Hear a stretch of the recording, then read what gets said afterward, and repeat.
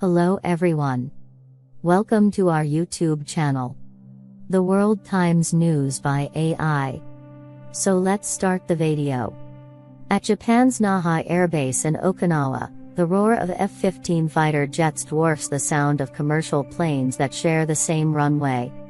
3 jets take off one after the other to start the day's training, mostly scenarios involving combat and aircraft interception. Some have gone on real-life scrambles or emergency calls to intercept suspected Chinese aircraft. These routine exercises have taken on a new sense of urgency, according to Lieutenant Colonel Masatoshi Tanaka. "We're very nervous," he says. "We've been facing airspace violations of Japanese territory every day. Chinese activities have expanded in number and quality. They involve UAVs, drones, bombers and reconnaissance planes. There are many active aircraft carriers in this area." Naha is part of the Okinawa Island chain, which is on the front line of any potential conflict between China and the self-ruled island of Taiwan. The territory, which Beijing claims and has vowed to take by force if necessary, has become one of the biggest flashpoints in the world, especially as tensions soar between the US and China. As China becomes more assertive, Taiwan's security has become a growing concern for Japan, which is hosting the G7 summit in Hiroshima this weekend. And with China expected to dominate the agenda at the summit, Japan's role as a key player in building regional stability has only grown. The war in Ukraine and an increasingly volatile Indo-Pacific has pushed Japan to a crucial position in the alignment of powers, according to Yoko Iwama, a professor of international relations at the National Graduate Institute for Policy Studies. "We are the linchpin of the network of American alliances and partnerships in the region, and I think the Americans are aware of that," she said. Prime Minister Fumio Kishida has certainly been making moves to reflect that. In March, Japan normalized diplomatic ties with South Korea after years of terse silence in what has been hailed as a new chapter. That same month, Mr. Kishida met India's Prime Minister Narendra Modi and then made a surprise visit to Ukraine and pledged $30 million, £24 million, in non-lethal military aid. Under him, Japan has announced the biggest military buildup since World War II, pledging to double defense spending by 2027, which would give it the third largest defense budget in the world. This illustrates both Tokyo's urgent need to show that it can defend itself, and also help its closest ally, the US.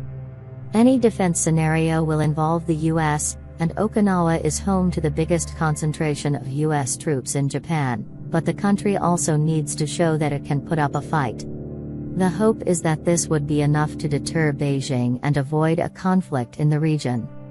But Japan is close enough to feel the ripples of a conflict that it does not want, but could be pulled into.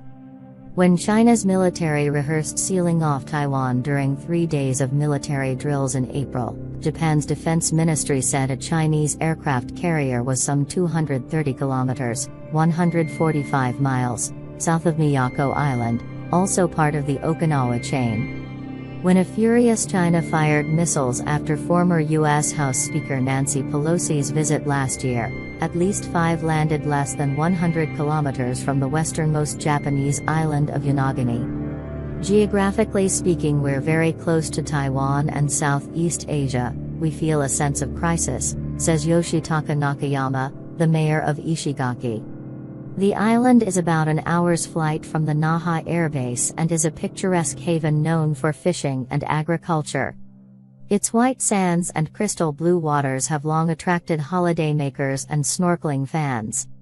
Now, Ishigaki is also home to Japan's Self-Defense Forces, SDF, newest military base. As farmers tend to their crops in the fields around it, soldiers man the gates and cranes and bulldozers move bits of earth as construction continues.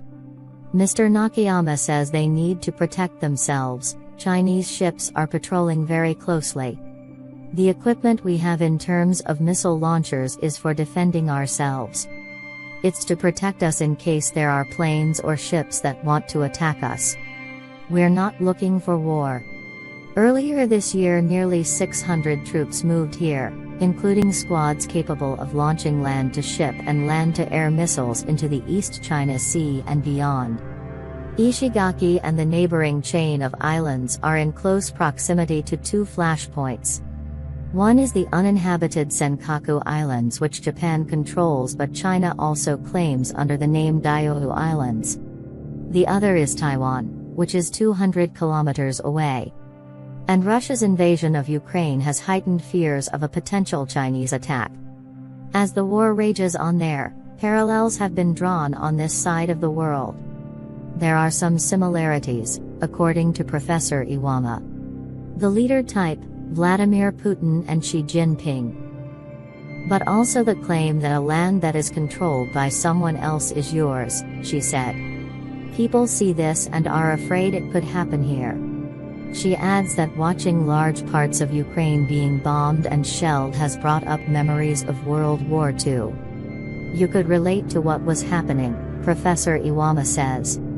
But those memories have also angered people in Ishigaki who fear that their home might once again be caught up in conflict. Okinawa, after all, was the site of a historic battle between the US and the Japanese armies. Now, nearly 8 decades later, a military base has renewed those fears, splitting a once close-knit community. When 85-year-old Setsuko Yamazato, who lost 4 members of her family in World War II, heard that a military base was being built in Ishigaki, she gathered a group of grandmas to speak out against it. The first thing that came to my mind was not again, she says. Now, she and the others turn up outside the base every week to protest. With her cane in one hand and a banner saying "Give our children a peaceful future" in the other, she chants, stopping at times to cough and take a breath. The SDF are coming to the island. They're building a missile base here, she chants. Our island is protected by the god of Miraku, not by the military. As someone who experienced war in her early life, she says she does not want to witness another in her old age. I don't want this island to become a battlefield, she says. We've been nurtured by the nature and culture of this island. I don't want that to be destroyed or stolen by war. Thanks.